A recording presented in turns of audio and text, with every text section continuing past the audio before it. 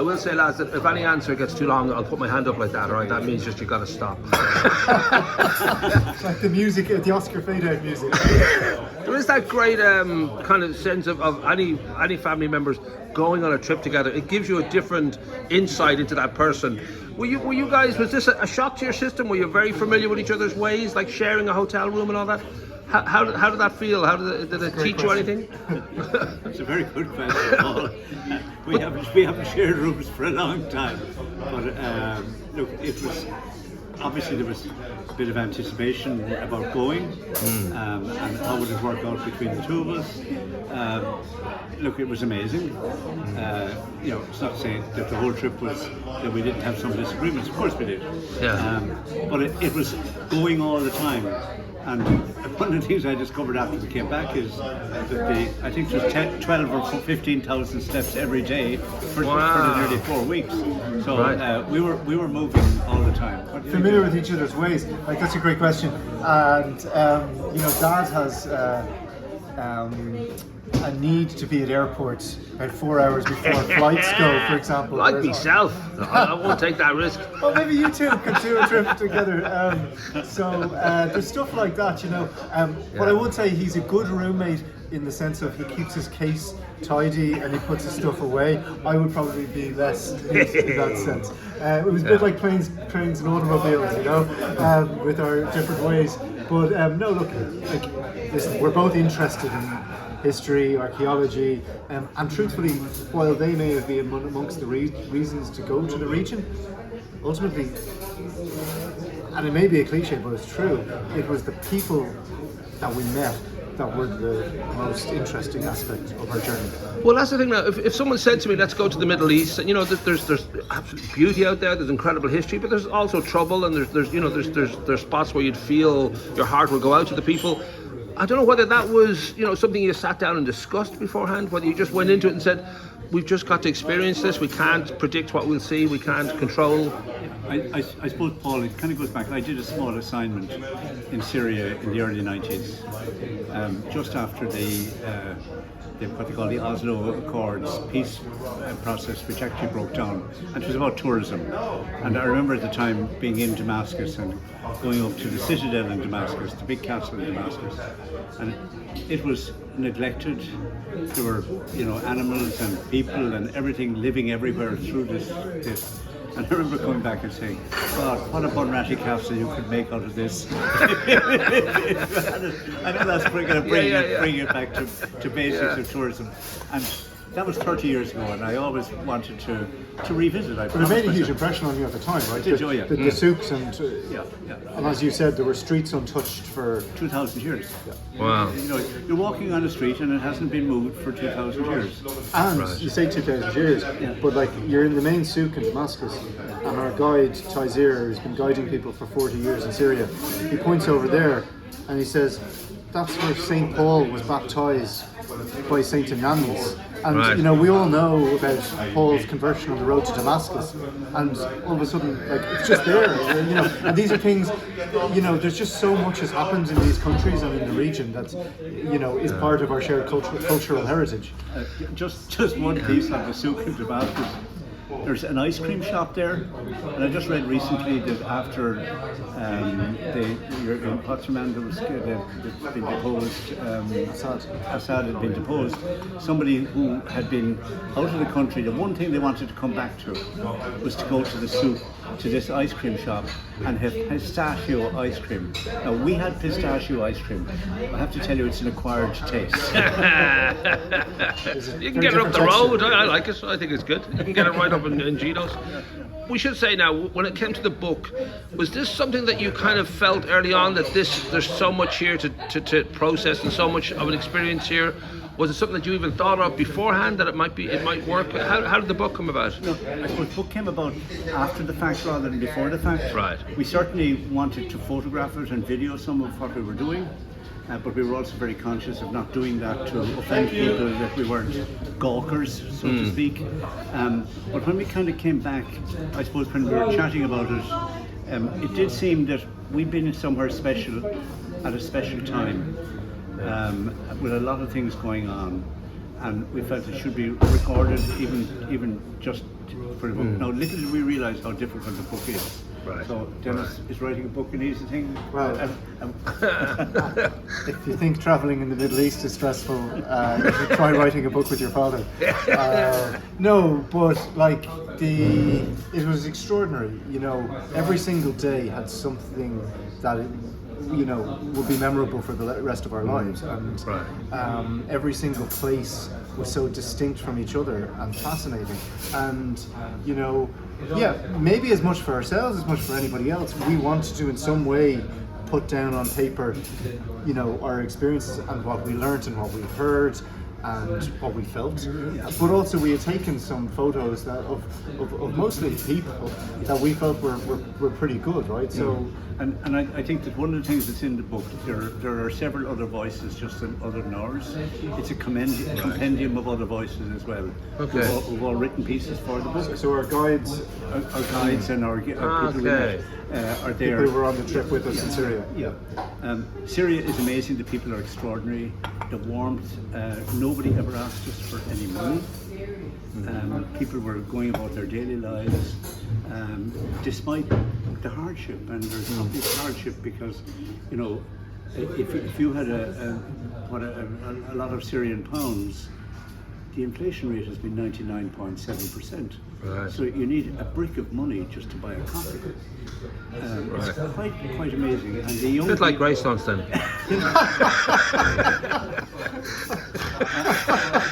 We can't say that. We wouldn't say that. Right. But like some of the Syrians have this incredible counting skills. Like they can go through, whereas we were like, and if you had to count out 750,000 Syrian pounds for your dinner, like, and there was one night we got giddy with our travel companions Erin and Francesca, and we spilled all the money, and we then had to start. It was these are it's funny in a way, but it's also very sad because it's the reality of their lives that their money ends up being. But just to finish that, since we left Syria in May, and obviously we saw the overthrow of Assad in November, December, and it's just wonderful to see the outpouring of emotion from Syrians and the hope for a new future. There will be challenges ahead, but for now, look, there's great hope for the people. Well, that idea of seeing, that everyday people have like a spirit that they will just live a life. They want to keep going. They want their life to be good. But then at the same time, you'll go to Israel or you'll go to Palestine. I know that at the Holocaust Remembrance, Netanyahu didn't exactly, come out smelling of roses.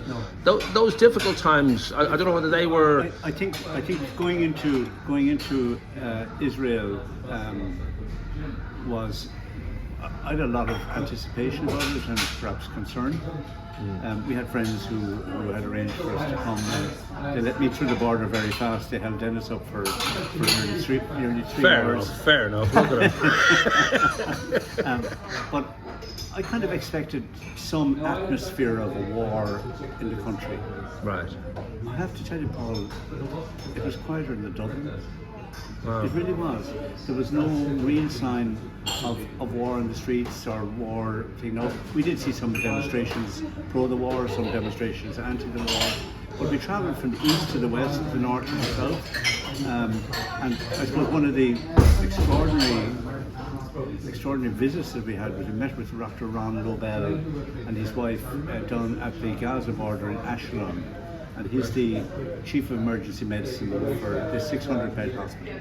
Okay. And on the 7th of April, of October, 400 life and death emergencies. Wow. How many say 400? 400. Wow. And 2/3 of the staff are Palestinian and Gazans. So there is a lot more cross-community cooperation than maybe we'd be aware of. Right. And you hear, I suppose, obviously people want to know were things dangerous, or did you see this, or did you see this? I mean, ultimately, we prefer to talk about the positive things that we heard of people. So, like, we had a guide in Jerusalem, Martin, who won't be a guide anymore because he doesn't want to be told what to say by the government. So he works with an organisation to protect Palestinian farmers from having their lands taken by settlers in the West Bank. And how would his life be? Has he faced any difficulty with that? He's been sliced with a knife on his leg. He's been thrown in prison. And here's the thing, it's not to get too political on it, but a good number, 40, maybe 50% of Israelis, from what we can see and hear, you know, are pretty thoughtful and reasonably enlightened towards potentially a two-state solution. Right. But there is that 20 or 30% which are really intransigent, and they may be the ultra-orthodox. Dennis, so right. I mean, the Greek ultra, not the Greek, the Israeli ultra-orthodox are a different type altogether. They won't serve in the army. They spend their time kind of studying the Torah. They make the DUP look goodly. Right. Yeah. I was going to say the North on a smaller scale, but in a similar vein, Yeah. you know, would have had that sort of divide and that sense of. One of the things, I suppose, for me, Paul, like I've worked in tourism all my life, and bringing in the 70s and the 80s and the 90s, persuading people to come to Ireland and that it was safe. And, but north of Ireland was up there a couple of 100 miles away.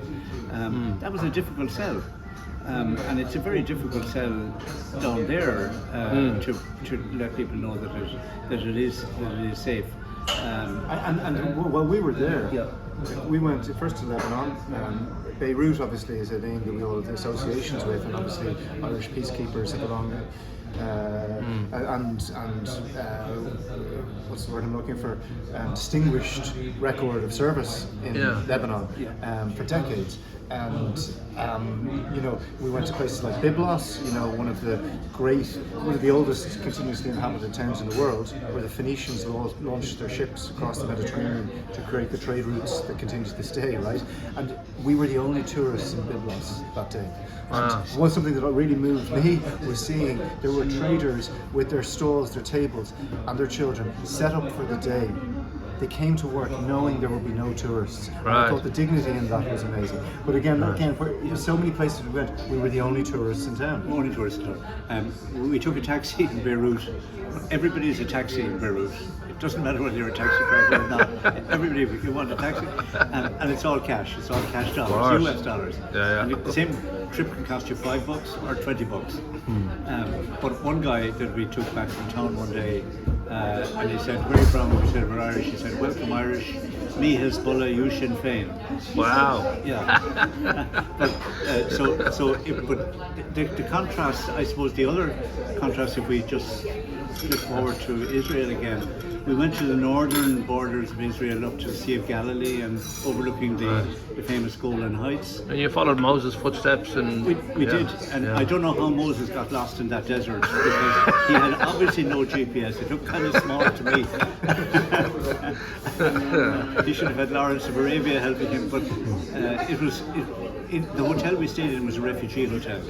In the Sea of Galilee, in Tiberias. Right. Yeah, and all the people were people who had been dispossessed of their homes and their farms on the border, and they were all old people. They were like me, but they were on walkers and in wheelchairs, and these were totally dispossessed from where they could live because it was unsafe to live near any of the borders. So when we see kind of immigrants here in hotels, this was a refugee hotel. I think that seeing the holy places, I think the highlight of the trip was probably the fire, the holy fire. Right. We arrived, we didn't know it was the Orthodox Easter weekend. Right. And at the Church of the Holy Sepulchre in Jerusalem, which is where the crucifixion and resurrection of Jesus occurred. Right. And we're people queue for days to get into this, to get tickets. Tickets change hands for up to $10,000. Yeah, but we were there on that day and we got in. We didn't buy any tickets. Okay. We got in. Our Palestinian guide Ibrahim, who brought us to Bethlehem, in Palestine. Yeah. Then that afternoon brought us through the streets of Jerusalem. So. Yeah, right. And it was extraordinary. It was extraordinary. It's kind of, as Dennis said, it's kind of like the Super Bowl for Christians. Right. You have 5 denominations, so you have the Syria, the Coptic, the Russian Orthodox, the Greek Orthodox, and Armenians, and they all. Yeah. And the keys are held by a Muslim family. Oh wow. Yeah. Wow. So they all have their own rituals and costumes. Yeah. But I mean, the whole thing was just.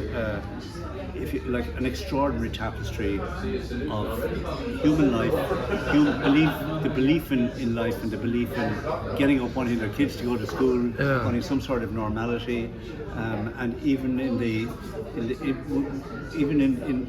places where there was a lot of uncertainty, people were still going about their daily lives. Right. It wasn't no. We didn't see Gaza. We went to the gates of Gaza, the northern gates of Gaza, and we had coffee sitting in a restaurant like this, 7 kilometers from Gaza. Wow. And all looked kind of normal. But there must have been a part of you that was so aware of the fact that there's atrocities. For a lot of people, there's atrocities going on, and the fact that it is just over there. That, I mean, that must have been difficult at times. the reason we were at the border of Gaza was, as Dad says, his friend Moishe's friend Ron and his wife lived just 200 meters from the wall. Right. So they wanted to show us their home. And on October 7th, they had to hide underground for 24 hours to save their lives, while 20 of their friends and neighbours were killed. Like, inescapable, these. But you see, they're moving back into their home. They were at the time moving back after 7 months living elsewhere. You know, they're practicing Buddhists as well as Jewish people, and you know, it was quite moving to hear them say, we try to feel compassion for those who see us as enemies. You know, we see the Palestinians as our neighbours, and you know, but while we were there, we heard gunfire, and you know, you're kind of going, someone may be killing, someone may be dying, and you know, and then you know, then it becomes background noise as well, because you're. And that's the thing, people learn to live and adapt. And I suppose you bring it back the north, you know what I mean? People adapt. I think you, just to maybe complete the kind of picture, I think you quote in the book something that Bono said very recently. Well, yeah, just, I mean, look, he articulated it very well. We would feel, you know, he talks about the obscene levelling of human life in Gaza, and how Netanyahu has done whatever he could to prevent a two-state solution over the last 20 years. Right. And, you know, how ultimately he and his governments have been denying the security and freedom to the Palestinians that they would have for themselves. And, you know, as he says, you know, Israel will not be free until Palestine is free. And I think certainly we would Well, I think we better leave it at that, because you know there is a lot of issues here which, you know, people are going to always have strong feelings about, but I think there's a humanity about the simple truth of the atrocities that have gone on, especially I think in Gaza, but right across the Middle East. There's been so many times when people have been badly kind of given dreadful lives where, I'm going to sound like Bono now without any kind of poetry, but I'm wondering whether you guys come away with a different feeling that you didn't expect, I don't know whether you always knew going in that this is going to be tough, but it's going to be hopefully. I think I said recently that the north, our situation in Ireland and the north of Ireland is really like a simple game of drafts. Right. The situation out there is like a Rubik cube. Well, the language and religion, you know, goes back and thousands of years of claims on the land, you know. But we were safe, and we came back, and it wasn't we weren't on a tour holiday. We were on our trip around the Middle East by road for 3,500 kilometers, and we came back safely. But it certainly has left an imprint and an understanding that life isn't as simple as we might wish it to be. It challenged our preconceptions at every step along the way, without any question at all. Right? Just tell me you didn't write any poetry though.